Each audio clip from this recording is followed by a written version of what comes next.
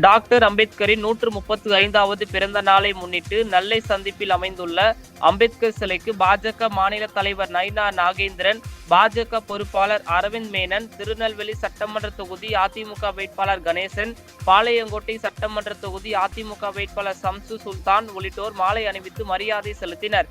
இதனைத் தொடர்ந்து செய்தியாளர்களிடம் பேசிய பாஜக மாநில தலைவர் நயினா நாகேந்திரன், பாஜக தேசத்திற்காகவும் நாட்டிற்காகவும் உழைத்த தலைவர்களை நேசிக்கும் கட்சியாக உள்ளது எனவும், பிரதமர் நரேந்திர மோடி தேசத்திற்காக பாடுபட்டவர்களை பாராட்டி வருகிறார் எனவும் தெரிவித்தார்.